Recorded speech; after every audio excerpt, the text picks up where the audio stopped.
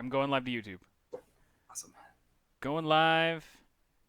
You're live, apparently. We're live. Hello, everybody. Woo. Welcome to Awesome Hardware, episode 230, the show that just keeps on going. Because Paul and I just don't know when to quit. Dirty Uh, 230. Thank you. Thank you very much for being here. Got a lovely show for you guys tonight. And before we dive into it, did want to mention that Paul and I are aware of all of the craziness, all the madness that's going on right now, particularly not just in the United States, but all over the world at this point.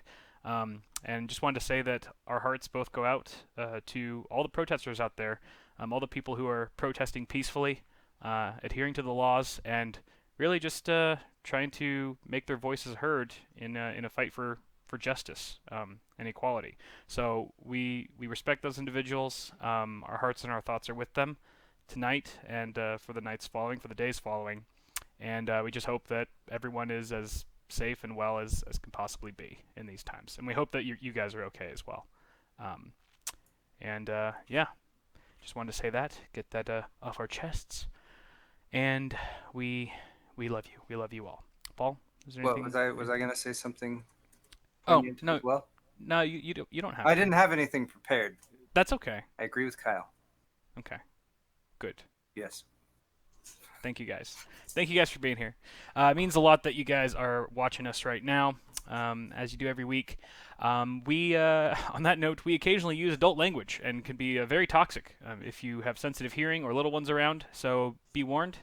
And we occasionally have an adult beverage on the show as well. And by occasionally, I mean every show.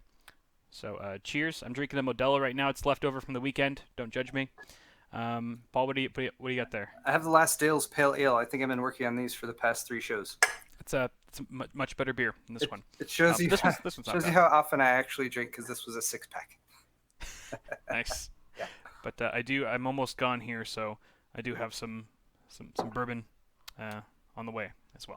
Good stuff. All right, we've got a lot to talk about.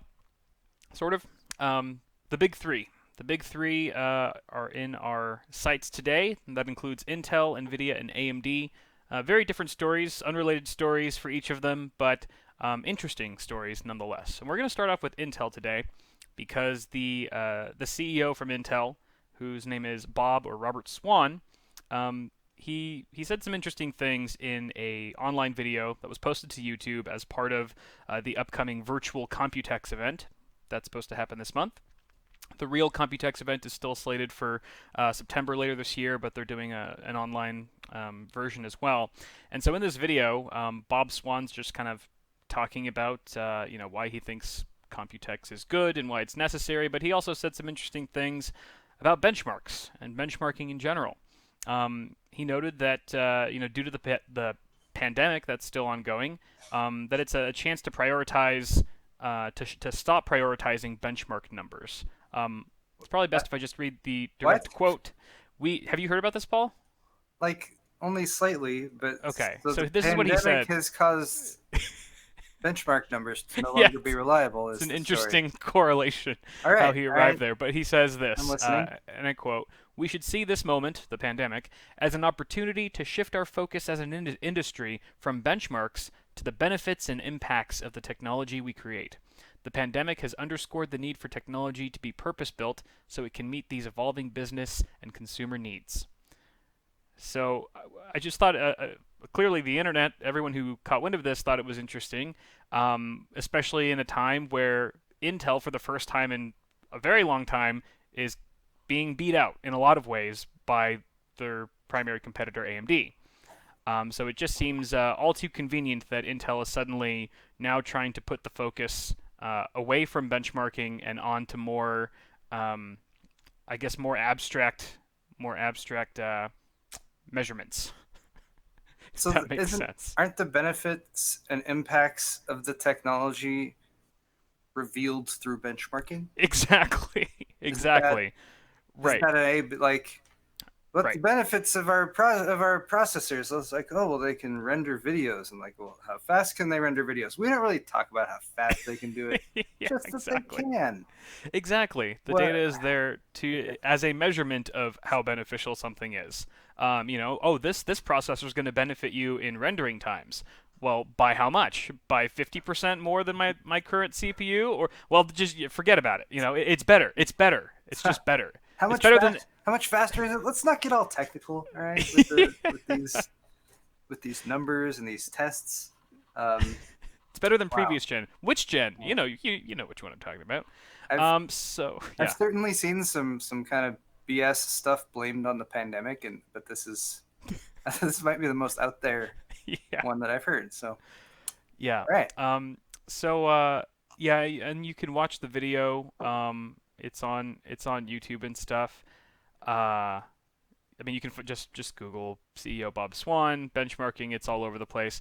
If you want to hear his full statement on it, but that was pretty much the meat of the part we're talking about.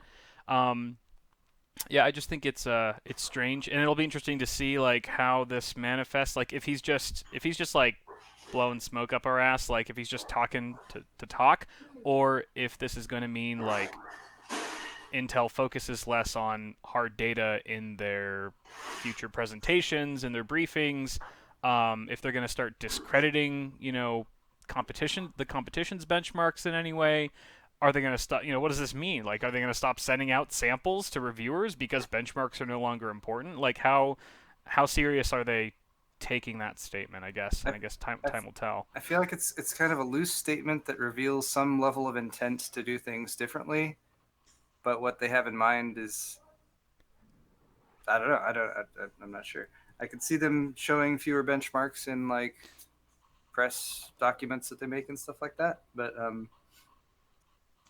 I, I, I don't know. This is sort of baffling to me, and we'll have to wait and see if it's something that just was said now and then goes away, or if it's something where the next time Intel does a presentation, you're like, well, that's new or different or lacking something that was there before.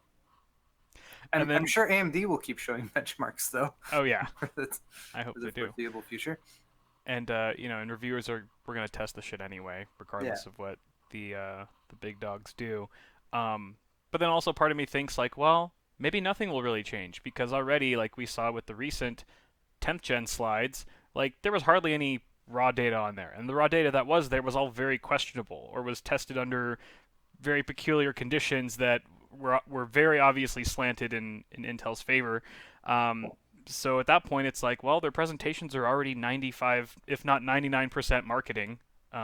Maybe this doesn't really change anything. Maybe we've already gotten to that point with Intel, but remains to be seen. Just interesting words from their CEO there. In addition to that, there was some mention that Tiger Lake would potentially be coming later this year, but that it's very unlikely that it'll be shown or featured at Computex, whether it be virtual Computex or the real Computex later this year. Same with Nvidia's Ampere RTX GPUs probably won't be a focus of either Computex. It might be announced or unveiled in other ways, but as of now, it seems like the big three are all pulling out of Computex this year. There will be no physical presence for these guys come September, which is probably going to limit reduce the amount of press that goes to the event as well. So might be a sad year for Computex, despite them still trying to do it this year. Um, but yeah, that's what is going on with Intel. That's our interesting Intel story. We also have a topic on AMD. We actually have two articles on AMD today. The first one is to sort of negate rumors or to sort of discuss the rumors that have been going around about Zen 3, their upcoming 4000 series processor family. scene switch. Um, oh, scene switch. Oh yes, thank you, I'll, thank you, Paul. I'll try to call this that. What would I do without you? I don't know. Oh, why isn't it? Probably never show the last story that we talked about. Oops, no, I didn't. So that's the CEO of Intel. Okay. It's okay. There, we're all caught up. Okay, good. Okay, so here, yeah, there were rumors speculating that Zen 3 would actually be on 5 nanometer as opposed to 7 nanometer, and the article from Extreme Tech here just goes on to sort of explain why that's probably not true and why Zen 3 will still likely be on 7 nanometer. And to just sort of summarize what the article says, my hotkeys for XSplit aren't working. That's unfortunate. They're not? Um, Yeah, it's weird. Should be But F7 and F8 from what I usually do. well, I remapped them Oh god. earlier. Son of a whatever. I can So click. you got that Stream Deck set up? No, I still don't. Well, My cat's been using it as a pillow. Uh, at least it's been anyway, yeah, helpful. at least it's being used. Someone. So, the first reason why these rumors of 5 nanometer on Zen 3 are probably false is first and foremost that there's a long lead time between manufacturing processes. There's a huge lag between when the CPUs are designed and when they're sent to the foundry for manufacturing, also known as taping out, and when they actually ship to customers. Huge delay there. So AMD and just to give you a high level explanation of how it works, AMD and TSMC they send the design of the architecture back and forth several times until it's finalized, which can take several months in a best case scenario. And then bear in mind that with each manufacturing process node or with every node shrink, it's a completely different rule of design. Yeah, completely different rules of design that that can't just be easily ported over from one to the next. So it's kind of like they have to start from scratch in some ways. So it takes a long time, basically, is the long and short of it, and it's probably not possible to get down to 5 nanometer already given the current timeline. The second reason why 5 nanometer is probably a rumor is that it's unclear how advantageous 5 nanometer is versus 7 nanometer right now. TSMC is predicting a 45% density advantage, which is actually quite a lot, but only up to 20% better power efficiency, which I still think is actually pretty good, or a 15% in additional performance. And these are best case scenarios, and that doesn't necessarily mean that all of these things will scale to those numbers. It could be an either or thing where it's like you don't know exactly how it's going to come out. You might either get the improvements in power efficiency, but not with performance or frequency, or vice versa. And then the article notes that when 7 nanometer was first developed, even the AMD engineers they voiced their surprise that they were actually able to get like frequency improvement out of 7 nanometer. They didn't think it was going to happen, but that was kind of like a little surprise they didn't see coming. So we don't really know how much better 5 nanometer is going to be, and it's also going to take a longer time to develop than what's currently slated for the product cycle. AMD also hasn't. The third reason is that AMD hasn't traditionally been the pioneer of foundry node transitions, so it's more likely that Apple or Qualcomm is going to be the first are going to be the first companies to actually bring a 5 nanometer product to market, probably in the form of an iPhone with a Snapdragon processor or something like that, because that's typically been the trend. These companies come out with the new node shrink, the new manufacturing process, and then other companies like AMD will follow with their desktop processors. Um, and I think those are the three main points that they made in the article. Um, if I had to add a fourth one myself, I would say that even if even if AMD had 5 nanometer already and it was in their back pocket, there's probably not enough competition from Intel in that way for them to launch it right now, especially with the improvements that AMD can already make to 7 nanometer. Like the 7 nanometer refresh chips are going to hopefully see improvements in various areas. You know, Intel's not, or I'm sorry, AMD is not going to show their whole hand when there's not that level of competition from Intel yet. So for those reasons, and probably some more that you guys can think of, it's unlikely that Zen 3 or the 4000 series processors are going to actually feature a node shrink. You'll have to wait till, I guess, generation after that, 5000 series. And one thing I've been pointing out, just because it's something that I think has cropped up a lot in the past few years, is these false rumors that increase expectations, and that then give people a feeling of letdown when they're proven false. So this was obviously from the DigiTimes article originally, was why people were speculating about the 5 nanometer stuff.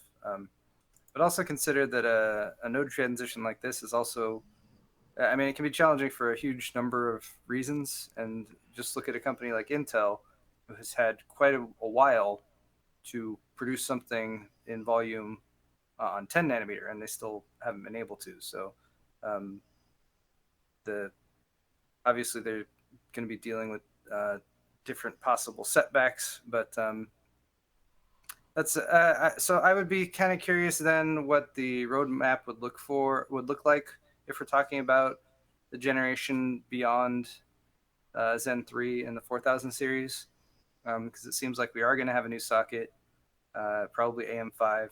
Seems like we are probably going to be transitioning from DDR4 to DDR5. It does seem sad if they aren't able to hit that trifecta of like the PCI Express Gen 5 and the 5 nanometer, and or the I guess it would be a it needs to be a 5 point, it needs to be a Pentagon, Pentagon pentagon, socket, right? 5 nanometer, AM5, DDR5, PCI PCIe 5, Express 5. What's the other 5 that would go on there? I'm just saying USB, USB this 5. if we want They'll this to just seem like it was skip 4. like written a movie, USB 5.0, that could be, yeah, maybe. Five DIMM slots. Phantom slots, 5 channel, Pentachannel. 5 channel DDR5 memory, with 5 terabytes Maybe this is a total terrible idea. capacity. Anyway, I'm sure there's other options there, but 5000 Possibly. series chips, yep. We shall see. But at any rate, that's our first of two AMD articles today. But we'll circle back to Team Red in just a moment, right after we talk about Team Green and how they're being, I guess, described as being green with greed Scene change. because they're money hungry a-holes, according to these investors that are currently suing them. Apparently, Nvidia disguised $1 billion in fickle crypto mining sales as gaming revenue, the lawsuit claims. So basically, Nvidia is being sued by a group of investors for allegedly underreporting its sales of hardware that was used to mine cryptocurrency. Nvidia claimed that $1 billion in GPU sales was attributed to gaming hardware, to basically purchased by gamers, when it was actually due to the crypto mining craze in 2017. Which, as we all know now, lacked long-term sustainability. Which, if you're an investor looking at the trends, the market trends of a company, and you're trying to deduce why they're actually having this spike, and you realize, oh, that spike's probably temporary, not going to last, that's going to change how much you decide to invest in that company. But if the company's saying, well, no, the funds that we're our revenue that's coming in is actually pretty stable. This is from gamers. The gaming industry is very, very stable. It's recession proof, whatever. It's pandemic proof. It's shown itself to be. Then that could definitely mislead investors. So that's sort of what this lawsuit is surrounding, and the lawsuit actually dates back to 2017 when this was all happening at the peak of the crypto mining craze. Scene change. But damn hotkeys! But an amended version of the lawsuit was recently released about 2 weeks ago in California, or was filed in California 2 weeks ago. The plaintiffs are claiming that Nvidia's strategy was to mislead investors to think sales had come from gamers, not miners, creating the false pretense that its revenue was immune from the fluctuating trends of the crypto markets. And for the record, for what it's worth, in 2018, Nvidia's share price plummeted 20% after the crypto fever finally broke, forcing many miner operations to shut down. So now, through a trial by jury, shareholders are seeking damages from Nvidia and its executives for what they claim is a violation of the U.S. Exchange Act for misrepresenting where Nvidia's revenues were coming from. And this is directly aimed at the company as well as the top officials, Jensen Huang and CFO, whatever her name is, Colette Kress, and Vice President, Head of Gaming, Jeff Fisher.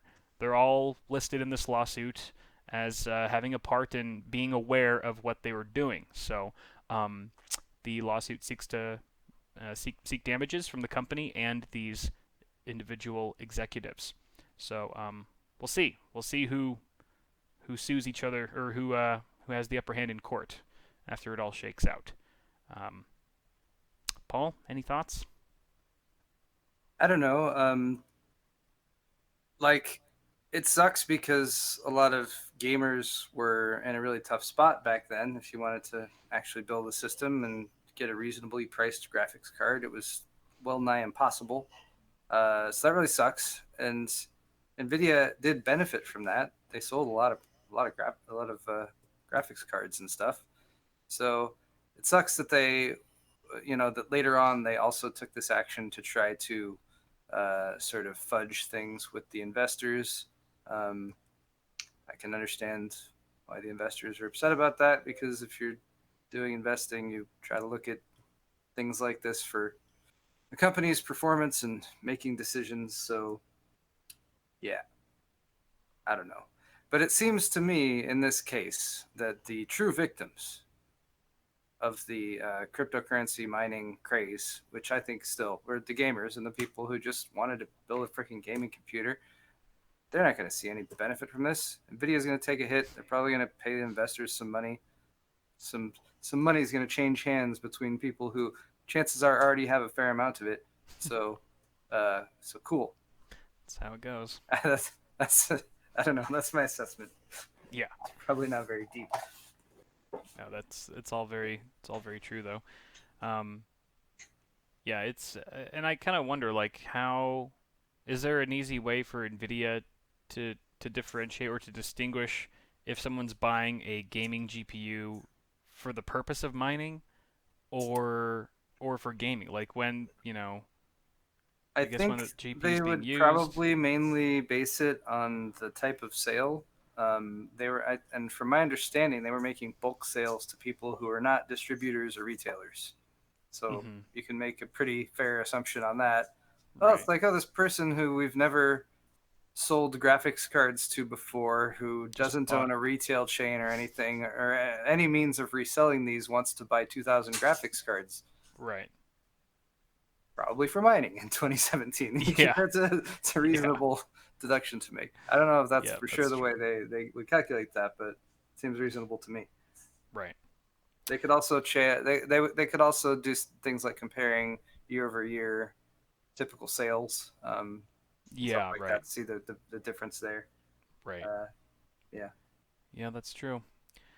Well, Ingredia, you've done it again. Just been greedy. we're all very impressed. I'm very impressed.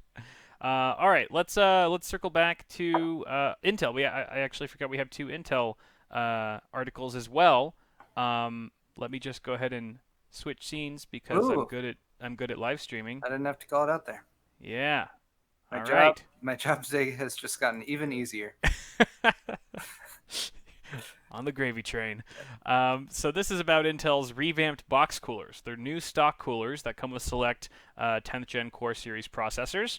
Let's talk about these. Paul, you actually had texted me about these the other day and asked Yeah, if my Core i5-10400 had happened to come with one of these, which it did not. It came with just the old stock cooler. But that's how I got turned on to this story, and then found out that okay, this is a thing. It's a legitimate thing. It's a new cooler that's been redesigned, and it ships with a very select number of their CPUs. It's only for 10th gen Core i9 and Core i7 non-K SKUs, like the i9-10900, the i9-10900F, the i7-10700, and the i7-10700F, and Intel Xeon W1200 workstation processors, the W1290, W1270, and W1250. Uh, so yeah, I guess it makes sense that it's only coming with the non-K SKUs. What doesn't make sense is that it's not coming with like the other like lower end CPUs. Like why not the Core i5s? yeah, Why not the Core i3s?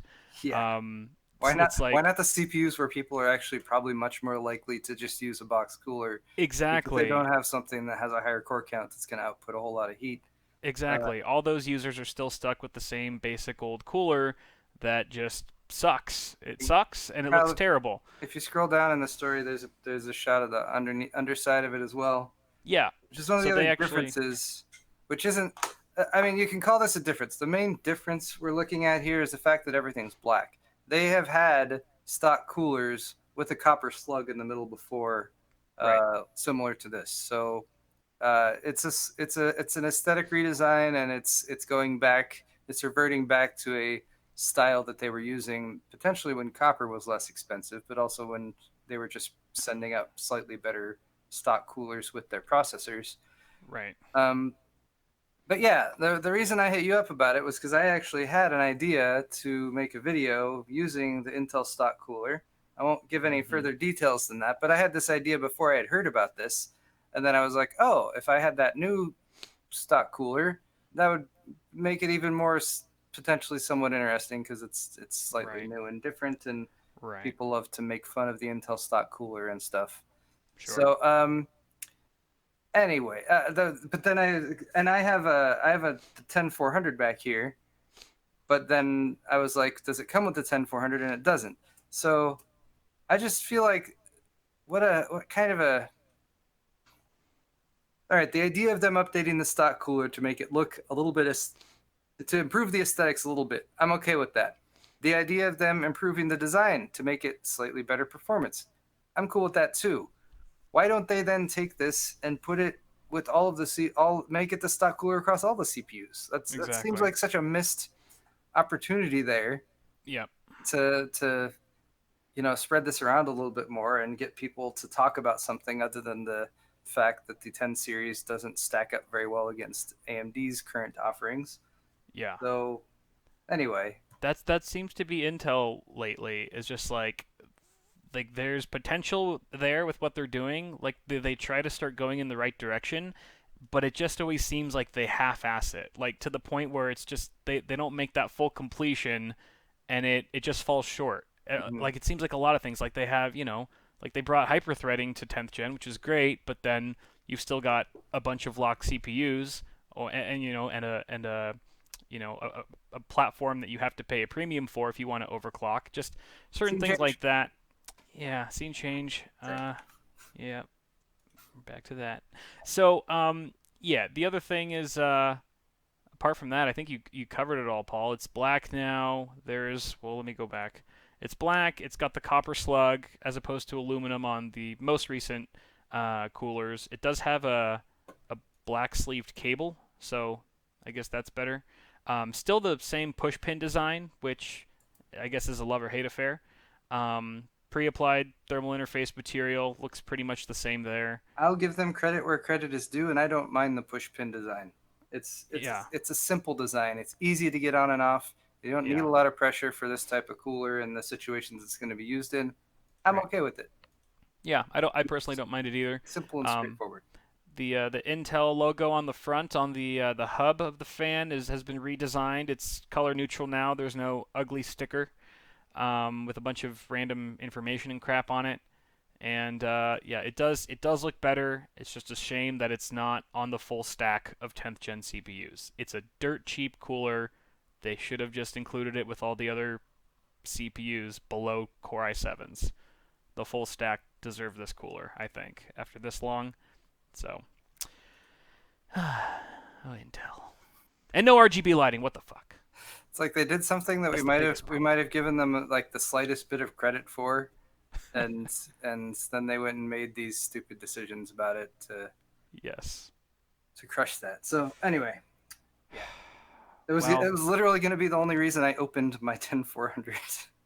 So I that's still really think I'm sad. probably going to be returning it.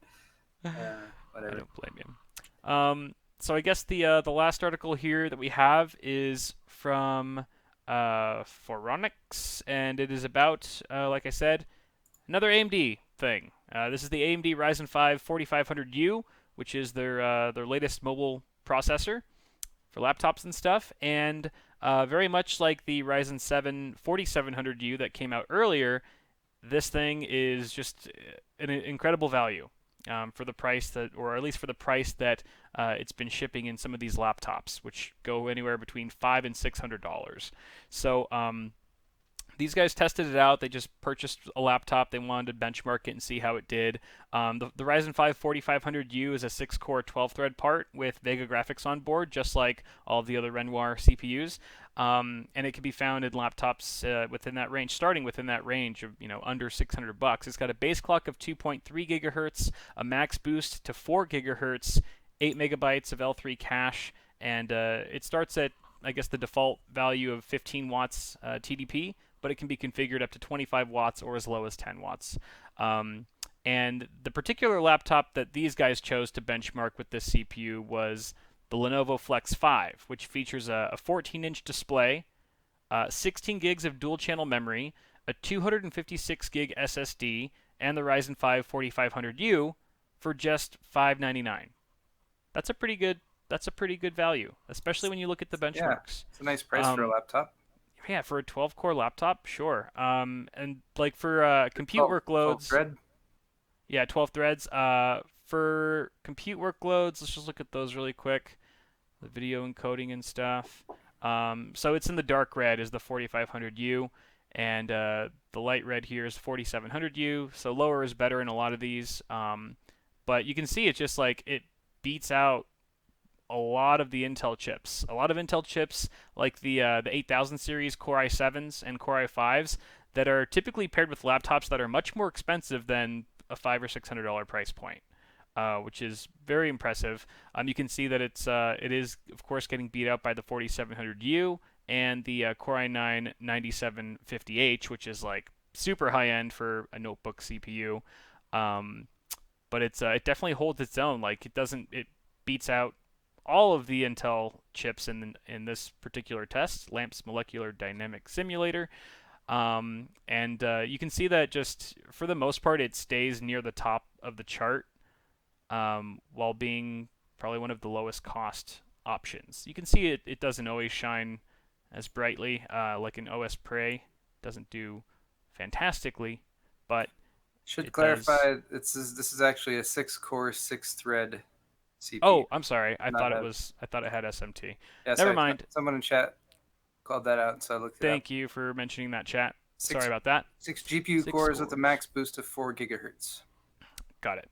So it is 6 cores, 6 threads then. But I guess that's equally impressive that it's doing so well here. Yeah, who needs Um, hyperthreading? It's just Apparently not. Hyperthreading's a of total course, myth. we should bear in mind that like benchmarks aren't really legitimate anymore. We shouldn't really look at those numbers to compare Right. things. Yes. In 2020, we've moved beyond that. Yep. If we Uh, can just subjectively assess how much it's benefiting us Ready to Bob Swann. in the real world, that would be a much more accurate metric. Yes. And then these are some of the graphics benchmarks that also don't matter whatsoever. You can see it's doing well here too. It actually ties with the 4700U in some of them. It kind of beats it out right there. So I mean, the fact that it's barely behind, barely getting beat out by the 4700U is pretty impressive too. Um, so overall, they concluded that this was a fantastic value. Oh, I should also mention that power draw was very modest, and temperatures were low enough to avoid thermal throttling entirely. Um, so those are good things. Those are good Nice. things for a low-powered CPU to do. Um, but yeah, those looks pretty exciting. I think the next laptop I get when I do need a new laptop will probably be one of these Ryzen chips.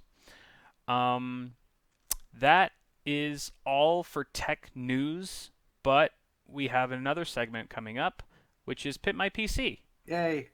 a segment that Paul and I haven't really done on the show in a long time. So I'm excited. It's been a while. You're excited, Paul. Yes. Very, The most excited. very excited. All right. So in case you guys are new here, or it's just been so long and you guys forgot how this works, you guys tweet us your PC pics and specs, and Paul and I judge you for it. You've opened yourself up, you become vulnerable, and come to us trusting with open arms, and we will make you regret every moment of it. Hopefully by helping you on and giving you advice on how to fix your rig. So starting with John. John with a Ryzen 5 1600X, 16 gigs of DDR4, 2800, Gigabyte RTX 2080, Team Group 120 gig SSD for his boot drive. And then he's got an Intel SSD for everything else. The rest of the setup is down for moving, but I usually have a triple monitor setup, two 1080p's and one 1440p display. So this is John's PC. Let's see if I can make it a little bigger. It doesn't get bigger. That's too bad. Can you see that? Deep cool setup going on here. It's got a deep cool. I'm just watching the. I'm just clicking the links in the show doc. Oh yeah, that's probably easy. So yeah, so I That's the guess most bold display of a Team Group Light SSD. SSD that I've seen. Is that Um, part of it? Is that what its intended use is? That LED thing? that kind of seems like it. Otherwise, like, what the heck is down below that in the Gamer Storm case? It looks like there's a little fan there or pump or something. Like a little I impeller, don't. Yeah, but it's or right. It looks like like a? something spinning on a. It looks like a flow meter, But there's. but why? I don't. I don't know. Anyway, Just deep cool being innovative. yeah, nothing wrong with showing off your SSD. I've just never considered these Team Group ones to have like the most aesthetically pleasing design when it comes to the Yeah. sticker, the color, or anything like that.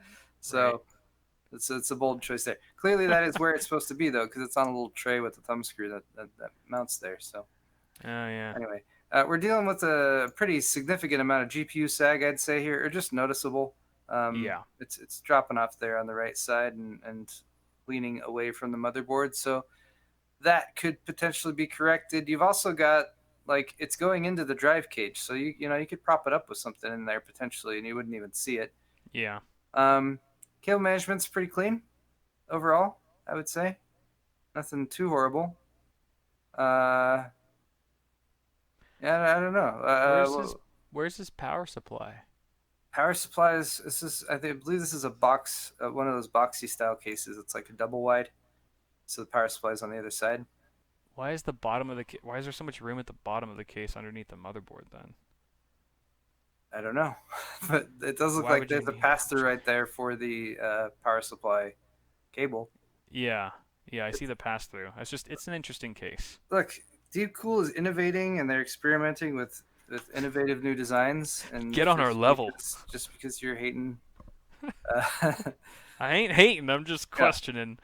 All right. Um So I yeah, think the SSD is what stands out the most to me, and it's just like I don't like you can keep your SSD there, maybe do cover it with a matte like uh uh uh what a is D brand skin or yeah, D something. brand. That's what I was trying to think of. Thank you, like a D brand scanner, something like that. Fix your GPU sag, and your system is looking pretty good overall. Get some black memory or paint those dims black. Yes, Cuz they don't match very well with the purple LEDs. give them a nice coating, a matte black finish. They'll blend right in. Yes, And if you wanted to add a little bit more bling, you could get another one of those RGB fans, stick it in the back. sure, That'd that's be an option. nice. But yeah, overall not too bad. Not too bad, John. Thank you for your submission. Actually, that's a much better picture. I should have just had it on this the whole time. It's much bigger.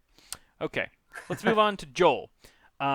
This is his first PC build from a month ago. He's got a Ryzen 3600X, an Arctic Esports Duo, MSI X570 Gaming Plus motherboard, an EVGA RTX 2060 KO, Corsair DDR4 3000. His case is a Corsair 275R Airflow, and he has a Seasonic 750 watt power supply. Okay. So this is his cable management on the back. Um, doesn't look like anything special, but I guess I've seen worse. And this is the front side, the beauty side, if you will. But not all of it looks beautiful. Beautiful, does it? Um, No, no. I would say that the first thing that stands out to me are the cables that are on your CPU cooler fan. It looks like you could have just rotated the fans 180 degrees so that those cables wouldn't be showing. They would be behind the fans. It would look a lot cleaner because that's not a bad looking cooler. You've got the matte black heatsink there, some nice fans that are Fans have potentially the white trim. yeah, and it's all just kind of getting tainted by these sleeved cables here. So you might want to flip those around. I also think that the cable management at the bottom of your case looks a little loose, a little sloppy. Could be tightened up a bit, particularly your front panel connectors. Like the Um, weird. I know you've already gone on, moved on, but the weird like pass through fan plug or whatever that's hanging off of the right fan on the CPU cooler is really it's driving me insane. yeah, I wanna I wanna just drive that home. I wanna punch it. No, that Yeah, because you could see fix that. Yeah, that's. I don't know where that's it's coming pretty from. bad. Why is that there? It looks like a female plug. I think it is. Do those fans have, maybe the fans have daisy chain capabilities, and Oh but yeah, but that's his probably it. motherboard just had two fan plugs and he plugged them straight in. I don't know, but it's awful, and It's it hideous. makes me want to gouge my eyes. Um, Yeah. I think the bottom cables are a little messy. Those could be tightened up, and also, yeah, maybe some sleeved extensions in your near future wouldn't hurt if you wanted to clean up the look of those cables too. Um, but I mean, apart from that, I feel like just those simple changes would really help you a lot. yeah. Um, I you I know, would that, I would compliment the choice of components here. I mean, the 3600X with an RTX 2060 KO. It's a real solid combination. yeah, Um, Maybe if you're upgrading stuff, you could get slightly faster memory. DDR4 3000's a little on the slow side for a 3600X. Might get a little nudge up in performance out of some 3200 or 3600 speed stuff. yeah. Um, yeah, I think that's all I have to say about this one. Yeah, pretty much. Could be worse. Thanks, Joel. Next up, we have the 3600. Oh, this is Game Zero 3600X, a Red Devil 5600 XT, Ripjaws 5 3600 CL16 RAM, X570 Prime P motherboard, two M.2 SSDs, and a power spec 650 watt bronze unit. Hmm. All right. Wow. What are we? Wow. Okay. Yeah, I know. Now I know. I remember why I picked this one. Um, Game zero. Your cable management game is at zero right now. Yeah. It's like you just gave up. All right. This is a cry for help, and you need to see someone about this. It's Is almost everything okay This almost at seems like home a plant. Like this system was specifically put together for this show? to get on to Pimp My PC because it's so horrible. Right. It's like functionally everything's plugged in. This is a great example of like it's functional. Everything's plugged in and working, even the lighting. But really, is it? But is it really? Is it really functional? Because can you really have a functional system when it looks this horrible inside? It doesn't function in a way that makes you feel good. Does it represent the inside of your heart or your brain or something? And like, Maybe. how can that function with so many crossed cables and wires You never and the cross the ketchup and cables. mustard? And like, there's like extra fan extension cables plugged in random places. It looks like maybe there's a fan controller going on because like the rear 120 has a ketchup and mustard cable strung across the motherboard above the graphics card, plugged into what appears to be maybe a fan splitter cable, something like that. Have you noted the peculiar placement of that Molex plug? Have you noticed that? The one that's by the ATX The one that's sitting on cable. top of the graphics card, center of the graphics card. There's a weird just Molex plug right there. I'm pretty sure that's from the fan. The fan has one of those cables that you can Yeah. plug in to a fan header or just Branches a off. Molex plug. But Sure. like, you can, if those are Cut it hateful off. things. They're hateful things in a modern computer case. You can just snip it off, really, Yeah. Get some and wire cutters. and stuff. Um, yeah, So there's much. just Yeah. spend an hour, clean up the cables, 80% of this build is RGB and fan cables. Like that's pull the all I little see. tags or labels or whatever off the cables. You don't need to keep those on there. Hide the ketchup and mustard stuff. Get a little 24 pin fan extension. Get some dusting up in there. Feel ashamed. Feel ashamed for yourself and your I family. see. It's like I see so many RGB cables, but there's only like there's not that much lighting in here. There might be more like externally on the case, I depending guess. what case it is. Yeah. It's just a lot. Yeah, It gives me anxiety just looking at the system. Really, it kind of does. Yeah. it gives me bad vibes. This is a 3600X build with a Red Devil 5600 XT. Which is a good pairing, like the last build. You know, it's a good matchup It's of got a solid 3600 speed Ripjaws 5 kit in there. yeah, Good X570 board from Asus. yeah. So yeah, some excellent component choices here when it comes to hardware and performance and everything. I'm Just also I'm yeah I'm being just the cables. I'm being nitpicky here, but I have a thing, I have a pet peeve with my AMD Wraith coolers with the AMD logo on the right. I like it to be on the left every time. That I seems think to make a little bit just more sense to me if be, you're not going to rotate it, so it's vertical. You can rotate it. yes, you can rotate it. But I never rotate it. I just make it to the left. I put it in the left position Yeah. because it doesn't interfere with the RAM heat spreaders. Also, I feel like It spaces it out. if you have books on a bookshelf and you look at the text on the spine of the book, that's the orientation I think it would be in rather than Mm-hmm. the text on the right. I think. I could be wrong about that, but I I think think you're right that's about that. how it goes. Okay. All right. All right, Let's let's move not on, look at Kyle. this anymore. Have been vomiting and having seizures, Good. Let him various vomit. other It's good for him. various All other things. right. This is from Officially Staying Home, Officially Max. Ryzen 9 3900X, 32 gigs of RAM, RTX 2070 Super FE.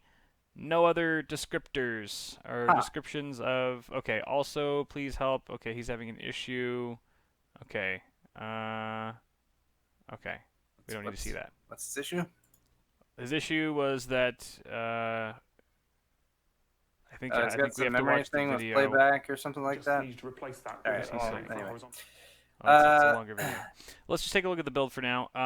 So 3900X and 2070 Super, very high end system, yeah. especially on the CPU side. But man, it's a mess.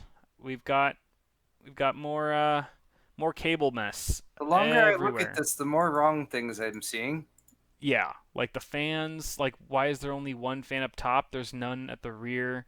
There's so much space above the motherboard. Look at the Like, screws that the fans are mounted with, or not they're mounted with. mismatched. How mismatched they are. How some of them are thumb screws, which I believe are maybe from this Corsair unit.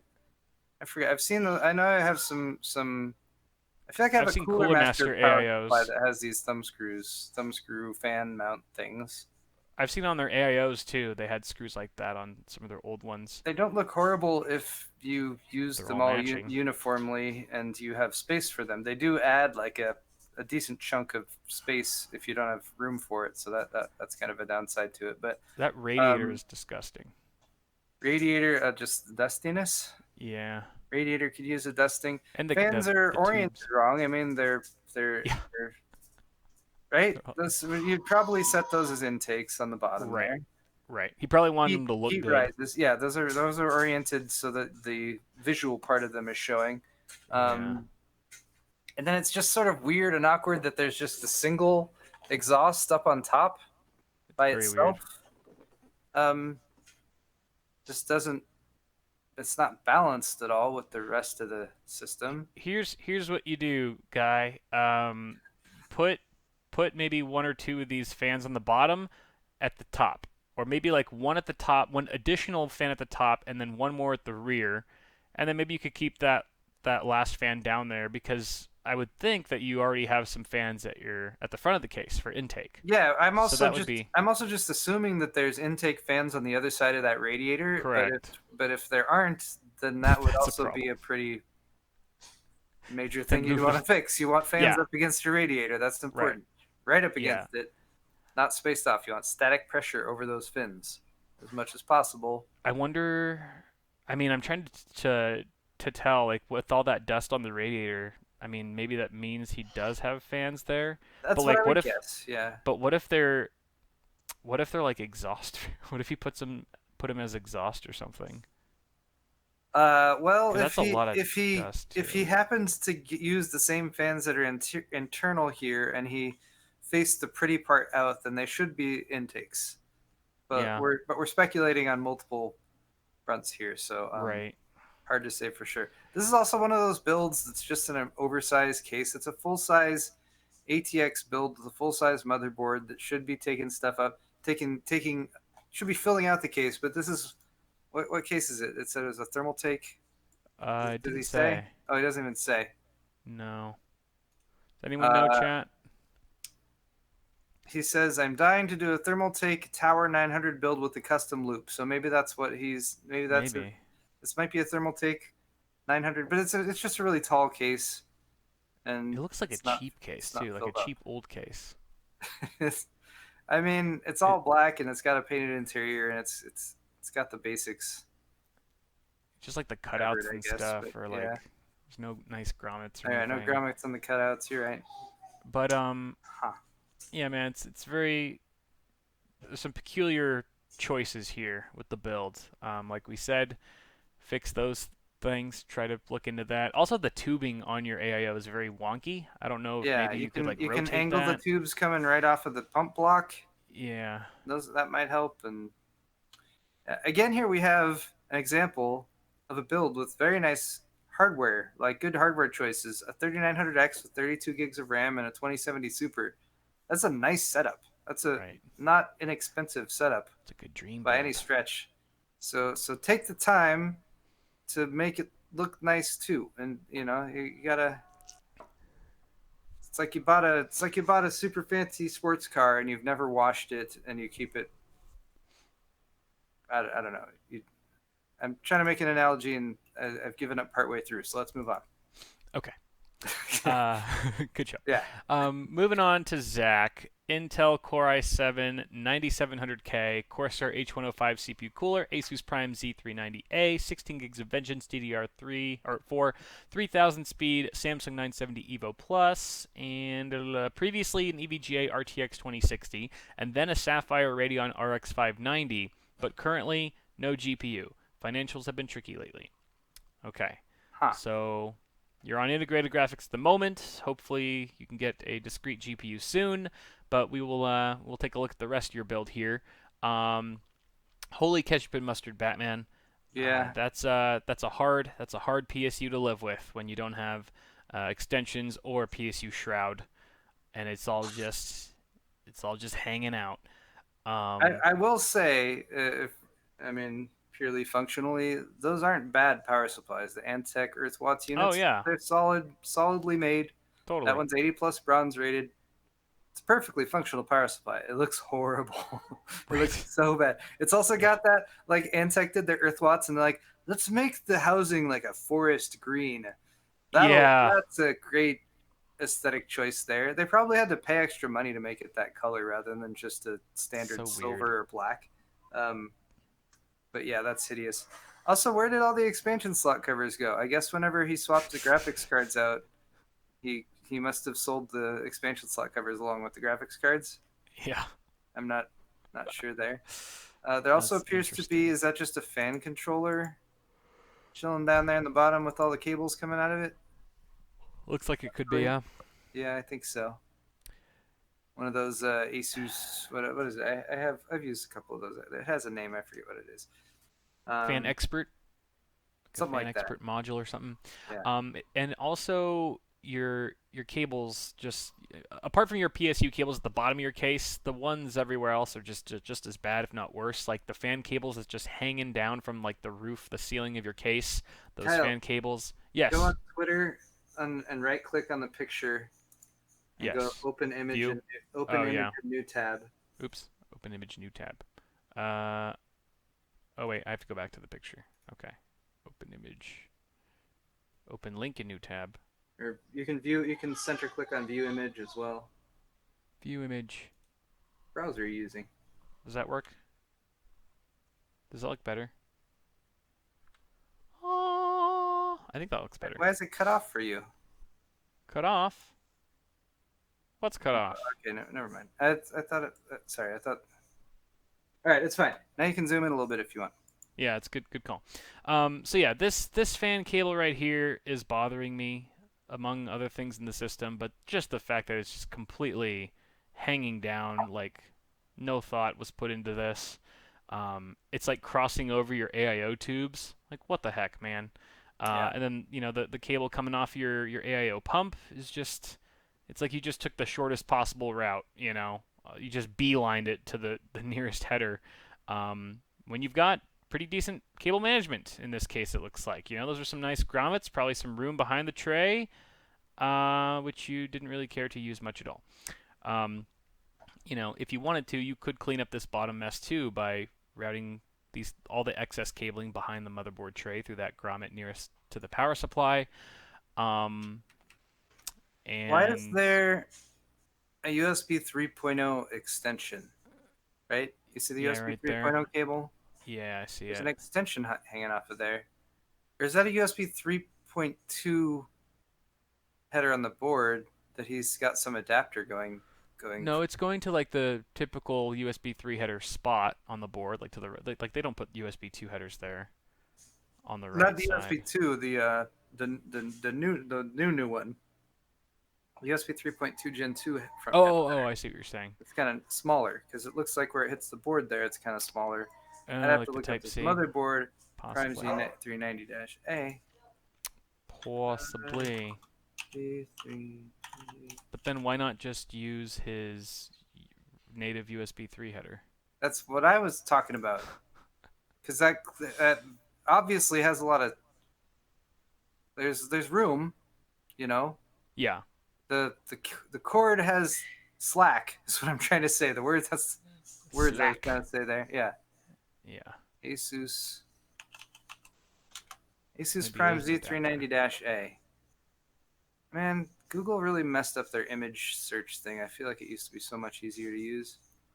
Just go to Bing. You're right. I feel like I should. Okay.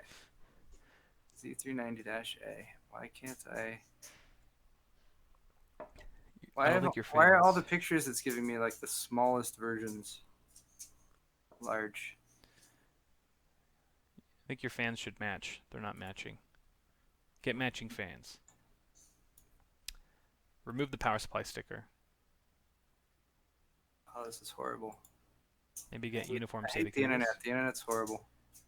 You're trying to look at the board to see if that's USB 3.1 Gen 2 Yes. connector?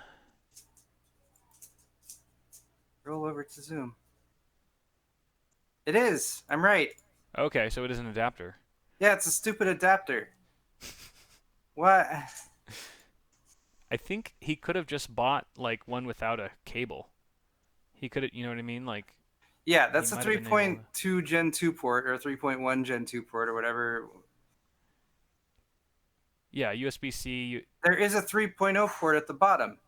Right. Okay, this is what I wanted to confirm. See, we're making progress here. All right, that's plugged into it. Never mind. He's using both, so I guess he did have a reason for that. He's using the one at the bottom too. Yeah, Oh, the USB 3, the standard USB 3 front panel port at the bottom is being used for other USB 3 ports, so that what case is adapter, this? Cooler I don't know. Master. It's a Cooler Master. Oh, he says in his replies to you. It's a half XM. Oh, Cooler Master half half XM. XM. Yeah. I don't remember that. Not one that's been heavily marketed for a while. Cooler Wow, Master this hasn't is really done much with the half an old series. Well, I guess case. they did the half. That was a couple years back, though. I feel like they haven't So done much. that case's front panel has two USB 3 and two USB 2 ports. So he's probably got the USB 3.1 Gen 2 Type C going to his USB 3 ports, and then his USB 3.0 header going to his USB 2.0 ports. Be my guess. That's possible. It's also possible he has some sort of add-on I/O panel in one of his 5 1/4 bays. Yeah, it does look like there is something connected there on the bottom one. Yeah. Anyway, Could be it. No so other no other pictures here. the final Wow. verdict on this build, though, is that like the other builds you've shown today, Kyle, this one also hurts my brain, Yeah. and I don't know what else to say about it. My Why do you brain. do this to us, guys? Why do brain you do it to us? But well, on that note, I don't want to give Paul an aneurysm, so that's gonna wrap up Pimp My PC for today, and that's pretty much our show for tonight. Not too long of a show tonight. Paul and I have lots of other things to do. It is Paul and Mrs. Paul's Hardware's wedding anniversary, so they're going to be celebrating that tonight and tomorrow as well. Um, Probably all throughout the night. And happy anniversary Any other to you details you guys. want to share about that? Oh, okay. Yes, But thank you. yes, be Thank sure you to so much. congratulate them. And yeah, I've got some work to do as well. But I hope you guys enjoyed the show. Oh, do we want to do Johnson shout outs and things like that? Yeah, there's just a couple, so can do it real quick. Okay. Super Okay, chats cool. were off. It would be Yes, I cool if Kyle turned them had off. the other breast implant on his set. The breast implant only came as a single. That was the other weird thing about it. It was just one breast implant, so I've always wondered where the matching breast implant is. It goes along with it. The mono boob. Yeah.